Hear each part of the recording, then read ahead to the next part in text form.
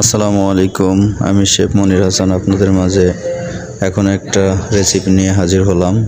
আমরা কিভাবে পোলাও তৈরি করি তার একটা ফুল রেসিপি এখানে দেওয়া আছে। যারা যারা এই রেসিপিটা জানেন না, আশা করি এই ভিডিওটা দেখলে আপনারা সবাই এই রেসিপিটা করতে পারবেন। তো আমি দেখাবো আজকে কিভাবে পোলাও পাকাতে হয়। তো আমার সাথে আপনারা থাকুন এবং ভালো করে দেখুন। পুরো ভিডিওটা দেখলে আশা করি আপনারা এই ভিডিও থেকে পোলাও কিভাবে পাকাতে হয় সেটা শিখতে পারবেন। আর অবশ্যই সাবস্ক্রাইব করবেন আমার এই চ্যানেলটাকে, আর আমার পাশে থাকবেন। ধন্যবাদ সবাইকে। ভিডিওটা দেখুন এবং পরিপূর্ণভাবেই দেখুন। আশা করি এখানে অনেক কিছু শিক্ষণীয় বিষয় আছে। আমি আশা করব আপনারা এই ভিডিওগুলি দেখলে অবশ্যই আপনারা শিখতে পারবেন। আসলে দেখেন, এইসব রেসিপি শেখার জন্য অনেকে অনেক টাকা খরচ করে বিভিন্ন জায়গা কোর্স কমপ্লিট করতে চায়। তা আমি মনে করি যে আমি কিছু কিছু ভিডিও দিব, এগুলি যারা দেখবেন আমি আশা করব যে বেশিরভাগ মানুষই এটা থেকে শিক্ষা। কোন আপনি এখানে কি কি দিয়েছেন? এইখানে দেওয়া হয়েছে পানি। বলি না। আমি 14 কেজি রাইস বসাইছি, 1.5 লিটারের 15টা পানি দেওয়া হয়েছে।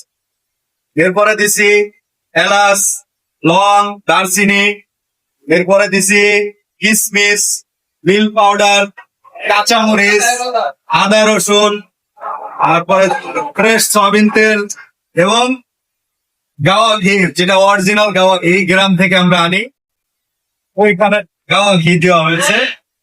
আর কিছু আলু বোখারা দেওয়া হয়েছে। এখন এটা ভালো করে হিট হবে।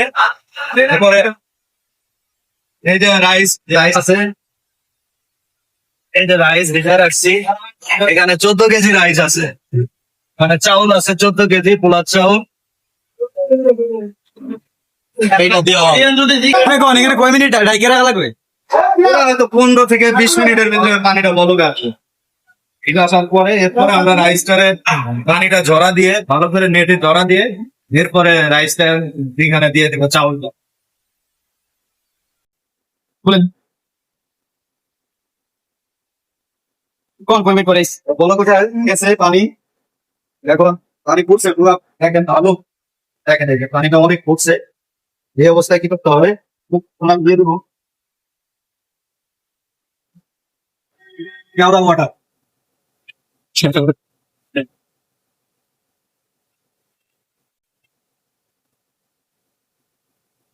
কেওড়া ওয়াটার দিয়ে দিলাম।